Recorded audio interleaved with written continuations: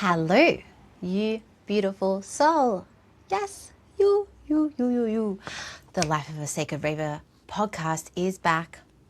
We are back in the studio because I got stories I gotta share. I got stories I gotta share with you. And this is a podcast that is all about blending your life as an electronic music lover with your growth and your transformation.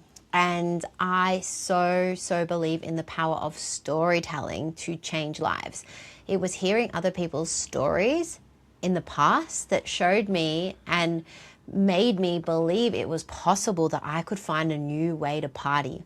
One that does not leave behind. Well, actually, fun fact, the stories that I heard from people in the past that were able to break free of their habits, break free of their unhealthy partying habits. So many of them actually stopped their real connection with the scene. But that was something that was like not actually on my list. No. Dancing to electronic music is one of the greatest loves of my life. And also, like, you know, all the soul nourishment we get from fucking dancing at festivals and on dance floors and our beautiful scene and community. So that was like a no. So yes, I had expanders who expanded me into, hey, actually you can live life in a way that is beyond like every weekend taking drugs or how often I was taking them. But I actually had to go on my journey and receive the soul download of Sacred Raving to then now be an expander to other people, to not just say you can break free of your habits, but also that you can still have the scene that you love so much. You can still festival, you can still go to parties, you can find balance, you can keep the things that you love in your life and learn how to balance out the things that are not serving you so much and keep having so much fun. And let me be your expander, because I know it's possible, because I transformed that in myself. And not only me, I have clients continually proving to themselves that they can party in a new way. They just need a little bit of support and guidance, and to learn some tools and techniques, and to understand what is actually going on underneath these choices, for them to be like, okay, I'm now becoming a new version of myself. I'm now becoming the version of myself that can say no, that can, you know, go out all night dancing and then sleep and then wake up and have a nourishing day. So proving themselves wrong, and I love it. They're doing so well, all my clients, and like there's more and more people coming into my world, and it's beautiful. So if you are interested in any of that, then please do let me know, send me a message. I would love to chat to you. But this actually, this podcast episode is actually about how I went from crying, like not just crying, like ugly crying on my bedroom floor on Sunday, to then manifesting a jet ski. Now, you may have seen the stories or the post, and I'm telling you, I was like ugly crying, you know, like Kimmy K crying. Like, does anyone remember like Keeping Up with the Kardashians when like Kimmy K would like cry, and it was just like I was like that.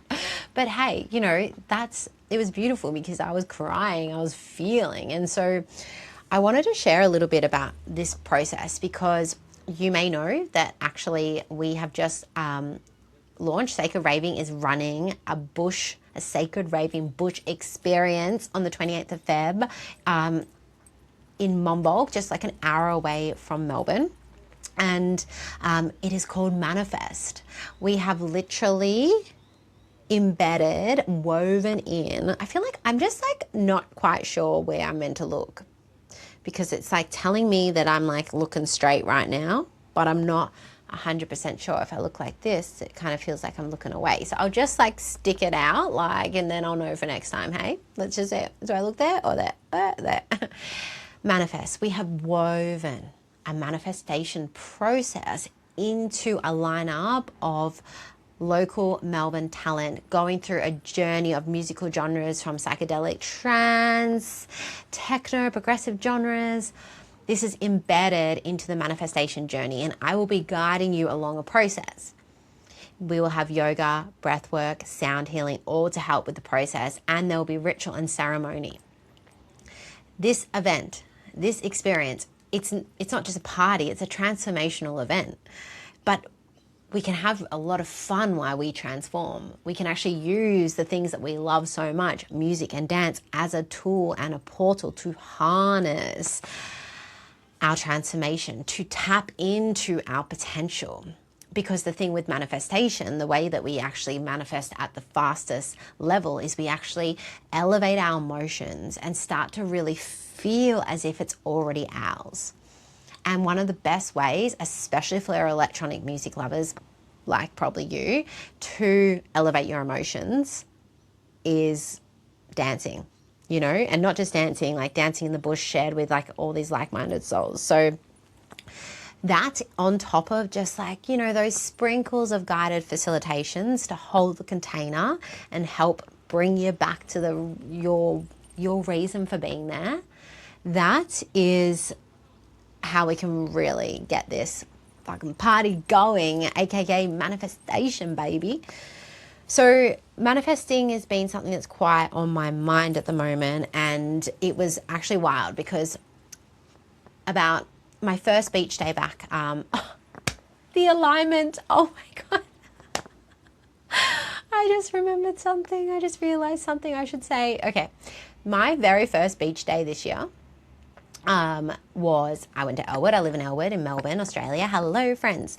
All around the world. Hello, hello, hello, hello. Like, our community is fucking global. It's insane. It's insane. So, because obviously, like, electronic music lovers are all around the world. Okay, so this is what... Elwood. So I live in Elwood, and my very first beach day this year was after I visited the site that we are throwing this manifest bush experience, this Sacred Raving bush experience. I visited the site knowing that it was going to be called manifest. And I was like, fuck yes. Yes, yes, yes. It's perfect. There's even grassy soft grass for us to dance on. So barefoot, please. Which is lovely. Anyway, I went to the beach. It was so lovely. And like, there were the jet skis were out. The jet skis were out. And I was like, fuck, here we go again. Another summer of drooling over the jet skis, because I'm just like, bro, they look so much fun. Like, if there's one thing you know about me, like, I like to ride fast things. You know, I love fucking driving my scooter. Like, learning how to ride my scooter was the most liberating thing ever, and so empowering, and like, it just gives me so much freedom. I fucking love it. And I low-key have already manifested a jet ski ride in a few years back at Lake Eildon, and I even talk about that in a podcast. But I love jet skis, and it was like, it's literally like something on my bucket list to buy one day is a jet ski, you know, because they'll bring me so much joy. Like, I just love adventurous things. I love nature, you know, amazing. So I was like, yeah, like, I need to ride on a jet ski this summer. But then I upped it, and I was like, nah, I don't just want to ride on a fast thing. I want to drive on a fast thing. And so I was like, nah, I'm going to call it I'm going to manifest this summer, just after I went to the event, the site for the event called Manifest. I'm going to manifest this summer me driving a jet ski. And then that day I was there, and I was like, okay, cool. There was jet skis right there. So I was like, do you know what? I'm going to go and ask if someone can take me out for a ride. And I was feeling all like edgy, like, oh my God, oh, should I ask, should I not? This is awkward, like, kind of time. They went out, they did a changeover, they went out, and I was like trying to work out like when to get into the water and come on over. Anyway, so I did. Went out in the water when they were coming back, and I was like, hey, like, I'm Jess, like, could I please have a ride? Like, oh my God, like, I would love to. It looks so much fun, like, you know, whatever. And they were like, the owner was like, it's just cooling down for a minute. And I was like, he's like, maybe later. I was like, okay, that's a no. So I was like, all right, cool. That wasn't too bad. Like, you know, it was a no, and like, I survived. It was a no, and I survived. All good. Like, love a little bit of rejection. That's all good. But I knew in that moment I had to do it, because I had to show the universe, like, I had to show the universe, like, hey, I'm expanding into this. Like, I needed to get my body used to, like, the reality of the jet ski. Because, you know, how am I going to manifest a jet ski with just, like, sitting on the beach, drooling? That won't happen. I mean, they could. Someone could just, like, walk up to me. Hey, beautiful girl, would you like to ride on my jet ski? I mean, that could also happen. So, but it's much less likely. We do have to take in manifestation aligned action. Otherwise, it's really troublesome. So that happened like in November, I think. And I haven't been to the beach as much as I'd like. So I haven't actually had many opportunities at all to ask for a jet ski ride because, the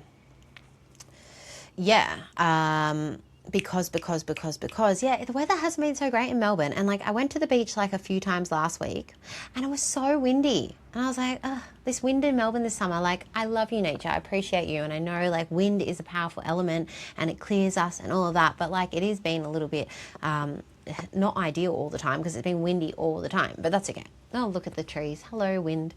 Wind is saying, don't be mean about me. I'm here for a reason. Well, thank you, wind. I did have a lot of fun in the wind at the beach the other day, like getting blown around, and it was kind of fun. So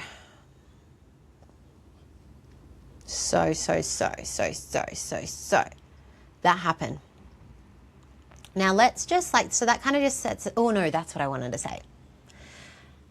I said I like to ride fast things, but really I wanted to drive the fast thing. And I just want to speak to that a little bit more because when I first learned how to ride the scooter, like I remember being in Mexico and I was like on the back of my boyfriend's scooter and like that's cool and everything like that. Like it is fun being on the back. Like I do, especially when it's like a motorbike. Like I love being on the back of a motorbike, but like low key, I do want to learn how to drive a motorbike. But I love adventure. I love fast things like, jumping off cliffs. Well, that sounds a bit crazy. Cliff jumping, yeah.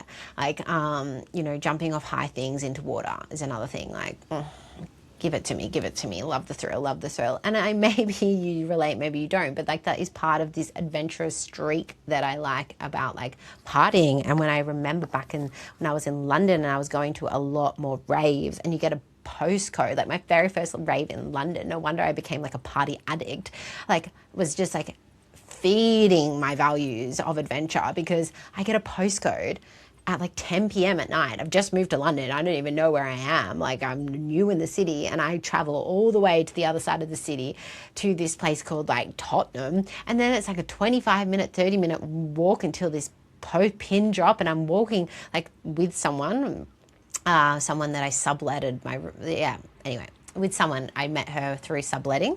I subletted her room, but she was from Melbourne, also called Jess. So we're like, let's go to this party together.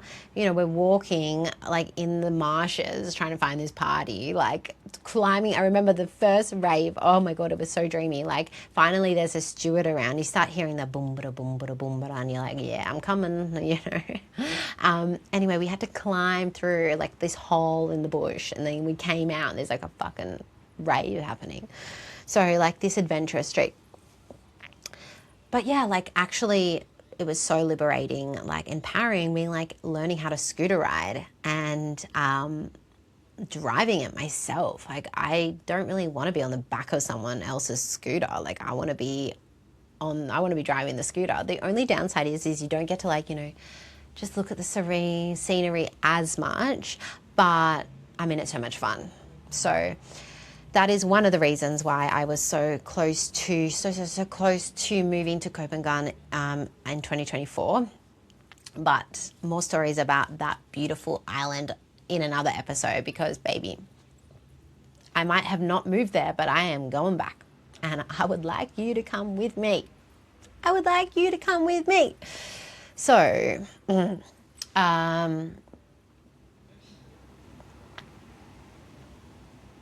yeah, this past weekend was interesting because I had a pretty epic experience on Friday night. I ran a Sacred Raving workshop and activation in the upstairs at my Aeon for a club night, which is huge. Like like legit don't even know if that's ever happened before, like especially at my Aeon. 100% we've just made my Aeon history. We've done a workshop, intentional partying, mindful partying, sacred raving upstairs at Aeon.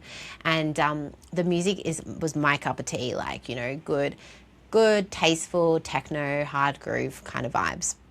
But like it was run by, it was at Off Axis Events is the name of the event, and it was run by Joel and Jacob, Culture Shift and Cub. Anyway, they were going back to back, but they weren't going back to back until like 3 a.m. And I was like, okay, well, I really want to see them play because like I wanted to. I was genuinely like interested. Katie Watson was on the lineup. Had a good dance to her, but like then I had to recharge for a bit, and then anyway, watch them play. They were great. By the way, this event is really wholesome. Like they had heaps normal beer there, like non-alcoholic beer available that they have sponsored by. So they were giving them out for free, and they, you know, it's not so showy about like this set time, that set time. It's like really bringing it back to the roots of like a darker club, longer set times, back to the music, and really creating a safe space for self-expression. So we like that. And they approach Sacred Raving to do something. Like that shows me that their intentions are very pure. And Joel, the founder, he was so moved by his own event that he, you know, was brought to tears because it meant so much to him to be creating a space and to see everyone having a good time and to have Sacred Raving there. Like I did a tarot card for him, an oracle card for him. And like, to me, that shows just his, obviously just got such pure good intentions. And that's the type of events that I want to collaborate with. So I had an amazing time, but I woke up on, I didn't sleep much. I only slept like 4 hours. And so I was a little bit low energy. And then on Saturday, like I opened up a little bit on social media about my disordered eating recently. And it's really something that I'm shifting my identity around. Like I am no longer someone that stress eats or comfort eats or, you know, overeats. Like I'm really stepping into this new identity. However, on Saturday, I was like feeling like tired and like a little bit flat, and like there was someone on Friday night that I kind of like was fantasizing kissing. Like, I don't know. I was just like kind of feeling a vibe, and I was like, ooh, like really, I wanted to kind of kiss them, and I kind of wanted to tell them, like it was, anyway. And I don't know what happened, but I think I kind of created a bit of a fantasy in my head about that. And, I didn't get that opportunity to do that. And then on Saturday, I don't know, I just think my like heart had like got excited about potential connection, and then like to not have it. And I wanted to rest, but you know, I was just in a bit of a low vibe mood. And the sleep deprivation really didn't help with that. And I was watching romantic movies, and I was just feeling a little bit down. And like I then like overate a little bit.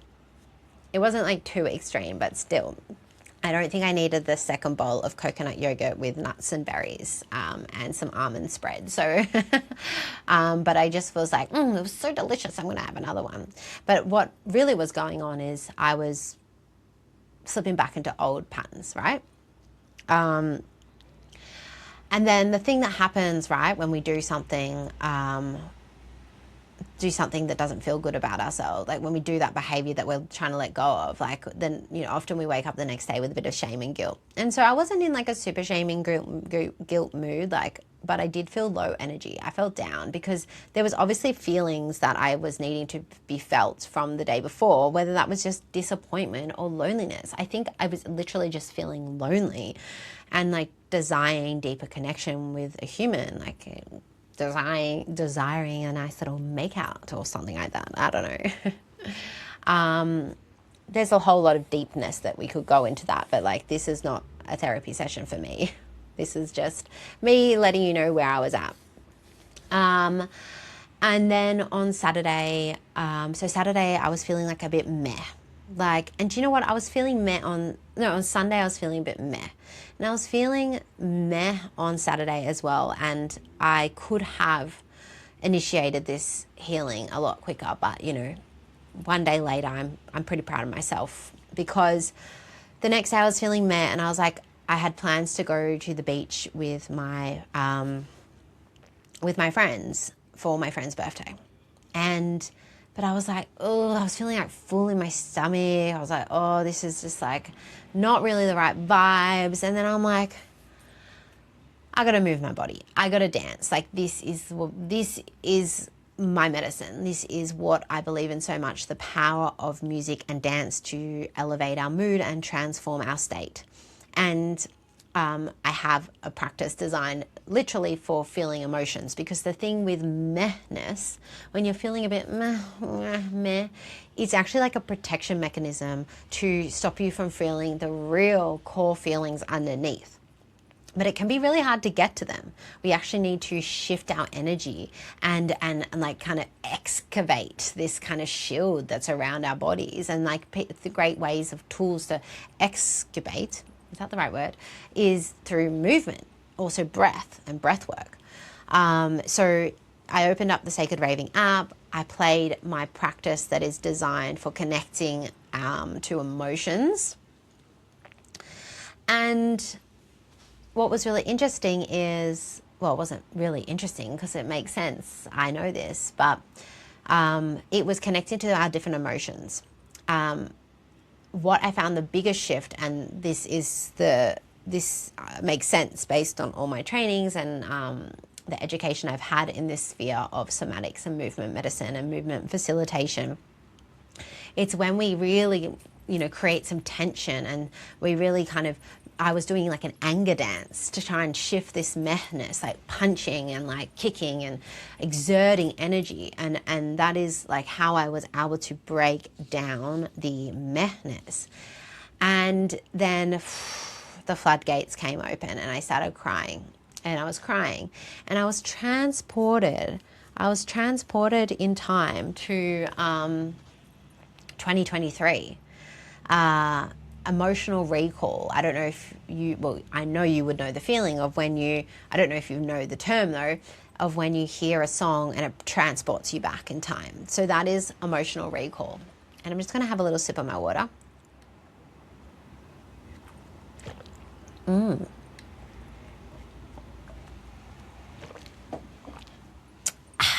So I was transported to Morocco, and there is actually a podcast episode about what was going on there, but I met a beautiful man, Noah, and was I allowed to say his name? I don't know, it's past now you know his name. A Moroccan man. Anyway, our beautiful connection was so healing for me, and it broke my heart and split it open, but it also allowed me to feel and process a lot of stuff associated with like my anxious attachment and fear of rejection and all of that kind of thing. So I got to feel a lot, because the thing about healing is feeling. So all those emotions were deep and down, and like I was crying for him, but it ended up I wasn't crying for him. I was crying for myself and my past and my childhood and maybe even ancestors before that. So it transported me back to that feeling, and I was feeling into that emotion again. And I was like, okay, what is this telling me? This is telling me that actually what's going on is there's the part of me that still wants to be loved, wants to be taken care of, wants to be accepted, really wants to be loved, that was actually feeling sad yesterday, or like on the Saturday.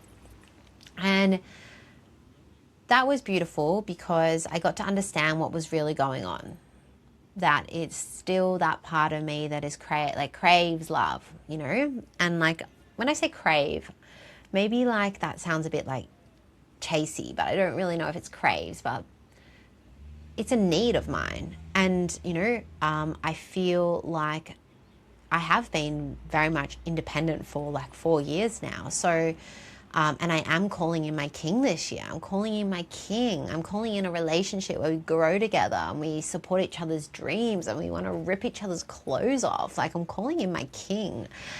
So if you are a king and you're listening, well, hello. So yeah, like there was just that part of me that like, and I know that that's still connected to the part of me from like childhood that like, you know, maybe felt unlovable at times and things like that. So I was able to feel those emotions. I was with them, and then I danced them, and then I danced it out, and I shifted that sadness, that grief into gratitude, and then I journaled, and although my mood was still tender, I was no longer meh, because mehness is like the worst fucking feeling ever. Like, am I right? Like, it's like not a feeling, it's a nothingness, it's a numbness, and it's just like, you know, when you've had a good cry and you feel tender, but you actually feel all right, and it's like, oh, I feel happy, I'm crying, yay. Like, mehness is not that. Mehness is like that, just numbness, but like flat, like heavy. And so afterwards, I'd cried. I was still tender, but I was like, okay, I'm actually like ready to go to the beach now. And so as soon as I went to the beach, walked down Half Moon Bay and Black Rock, I found my friends, and as soon as I said like hello, I put my stuff down, and I knew I was going to go straight in the water. I knew I was going to go straight in the water because not only like the actual meditation I was using, the movement medicine meditation, was connecting to the element of water, our emotions. So I was just, I mean, I'm a water baby anyway, and I love swimming in water, but the first thing I did was just like, boom, get in. And I started swimming, and I kind of swam out to where like the last people were. And I was like, no, I've got to keep on swimming. And I just didn't even think. I was just completely following soul instinct. Wasn't thinking about anything. Like, there were actually jellyfish in the water, but I couldn't really see any. And I knew that they were kind of there from a friend, but I didn't really see any. And I was just like, instinct, swim. I like going under the water, big breaststrokes. And then I pop on up, and there's this like jet ski like coming in, and it's like very slow, very like, it's not even like, I do not even think it's revving, but it's like kind of coming in a little bit, and it's looking around, and I was like, oh, this could be my moment, because I look and I see that there's no one on the back, and I'm like, okay, this could be my moment. So I like start swimming out, and I'm like waving him down, and he sees me, and he's like, you know, he comes over to me, and I'm like swimming. I was like, hey, would I be able to come on your jet ski? And sure enough, he comes on over. I'm like, what's your name? I'm Jess. Ames is his name. And I get on the back, and I'm on the jet ski. And I'm like, oh my God, like I'm on the jet ski. Like, it just happened. I'm on the fucking jet ski. And so he was kind of just like, kind of going a little bit slow around the Cerberus, and we were having a little chat, I guess, like, you know, the little basic stuff. And I'm thinking like, is he gonna go fast? And I kind of like hinted at, I'm like, yeah, I'm a bit of an adrenaline junkie. Like, you know, I'm like, I told him like that I love jet skis and stuff like that. And anyway, we were kind of like looking around the Cerberus, and I was like, oh, can we please go fast? And he's like, yeah, sure, but we're going to get wet. And I was like, he's like, I wanted to spark a joint. And I'm like, oh, okay. But, which we did, but not at that moment. So that was like even more aligned, because I haven't smoked weed in weeks. I just haven't felt it hasn't been a fuck yes. There's been times where I'm like, I could. And then I remember my technique again, what I practice and teach my clients is fuck yes or why not. Why not stuff? No. Fuck yes, yes. So it's been a why not in the last month. But yeah, this was like a fuck yes moment. So I did say yes to the joint. I just had a couple of puffs. But anyway, so we start going out, and we're going fast. Not like super fast, but we're going like kind of fast. And then he's like, do you want to drive? And I was like, he's like, do you want to get around in front? And first I had to like just check with myself, because I'm like, this is someone I don't know. And like, he wants me to get in between his legs in front of him. Like, you know, I needed to like just check if this feels right or not. So I was like, oh, like, I'm like, yeah. And he's like, yeah, well, I just thought you'd want to drive. So I just kind of checked him in split seconds, like, how does this feel in my body? And I thought to myself, Jess, this is your fucking opportunity to drive. Manifest your driving the jet ski. Like, you're not turning this down. So I get on round, sit on, and we start navigating things, and like, you know, and I'm like practicing. Before you know it, I'm fucking sweet. I'm sweet. I'm driving the jet ski. And then we spent like the next like few hours, like I was at the beach. I thought after like, I don't know, maybe 20 minutes, half an hour, I was like, I should really tell my friends where I am because they don't know where I've gone. Like, have they thought I've drowned? And there was like a bit of uneasiness in my body because I was like, oh, like, I don't want them. It's not the first time my friends have thought I drowned and gone missing because I've ended up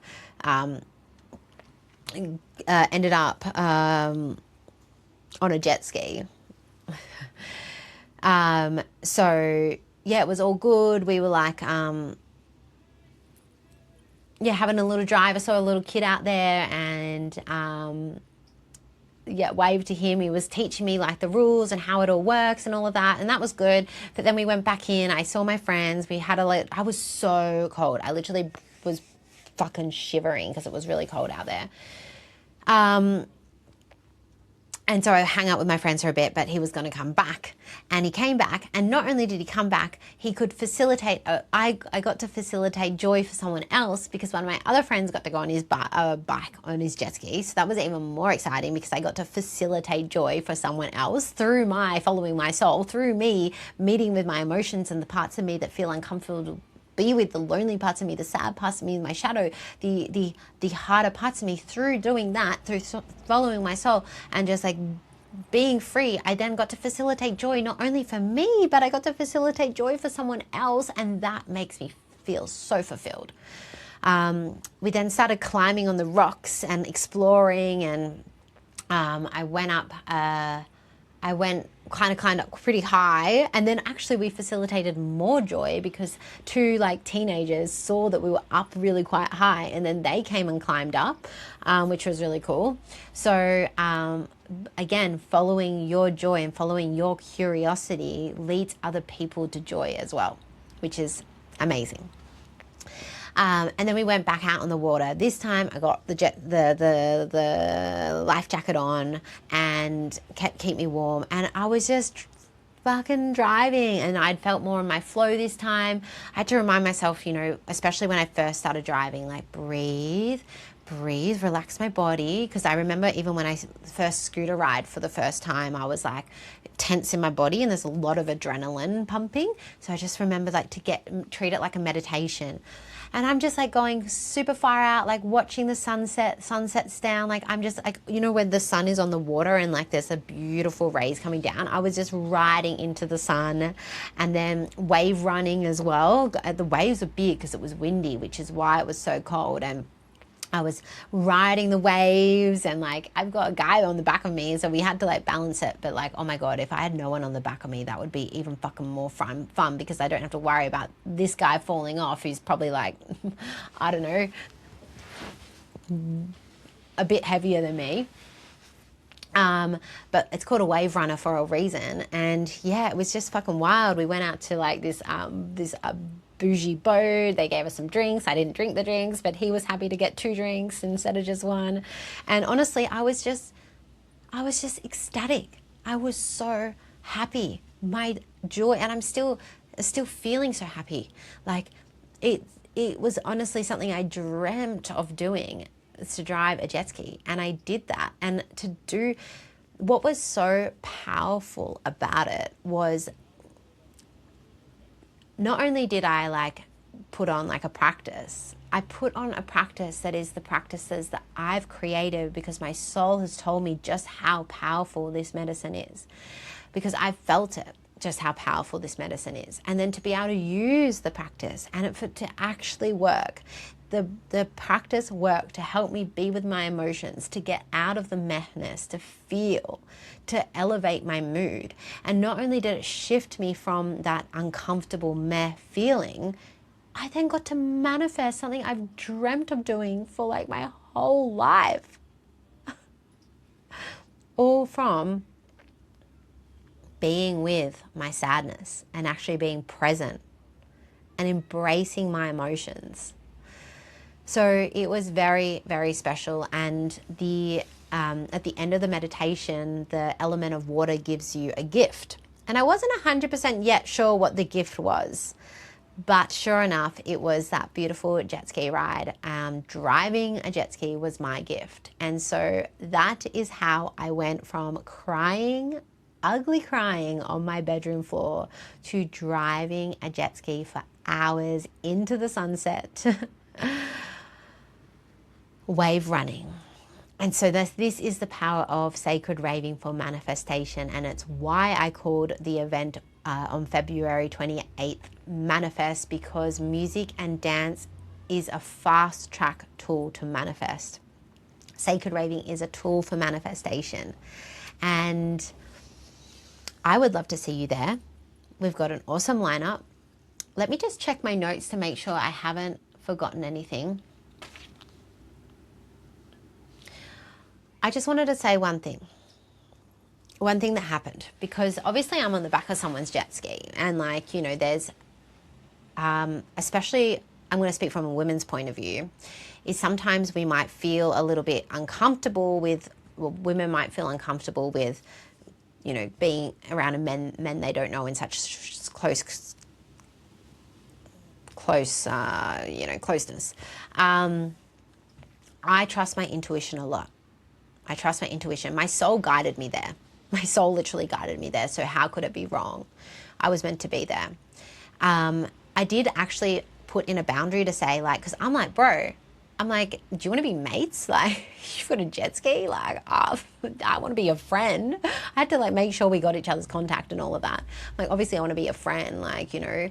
And he was actually teaching me all about his religion and prayer, and he was giving me all these tips on prayer, and it was actually really nice, like, to learn about his culture. And then I was giving him a little bit of coaching advice. Just happened, you know, like, go live your life, follow your dreams, book that overseas trip, you know, quit the job. Yeah, and so I said, like, you know, we're just friends. Like, I put that boundary in. And then when we were saying goodbye, like, we had a beautiful, like, few hours together. When we were saying goodbye, he, like, touched my butt. And I was like, excuse me? I was like, no, Ames, that is not how friends hug. I was like, I said we were friends. And so instead of just, like, you know, like, being like, well, fuck off, like, whatever, I'm like, no, I'm going to teach him. So I was like, let's hug again, and let's hug how friends hug. So we had a normal hug, and like, I give him a good hug, and I give it like a friend, because I'm like, no, you don't. I've put in a boundary. You've got to respect that. And if that ever happened again, I couldn't be his friend, right? Let's see. I don't know if I'll end up on his jet ski again, but that was just an important point that I thought I would say, because the power of boundary setting. It's like, imagine if I didn't go on the jet ski because I was too scared to, like, well, there's probably a lot of things, but no, I would love to just, you know, this is why I'm passionate about helping others. If you want to have the confidence levels to bloody wave down a jet ski and go on a random person's jet ski for 3 hours and have so much fucking fun and joy, and be able to put in boundaries at any moment that you feel like it tipped over your comfort zone, then come into my world and I'll coach you on how to do that, because this is what gets me excited. This is what gets me excited, to help people experience their potential. Not just sit on the beach looking at the jet skis drooling, but going and getting them. And it might not be a jet ski for you. It might be launching that project. It might be quitting your job and going overseas. It might be buying a house. Whatever it is, going and getting it. I hope you enjoyed this episode back. Please give it a like, comment on the post what you liked about it. If you liked it, share it with someone that is also into manifestation. Share it with someone that also likes jet skis. Say hello on social media. Do all the things. Sending you so much love. Thank you so much. Mwah.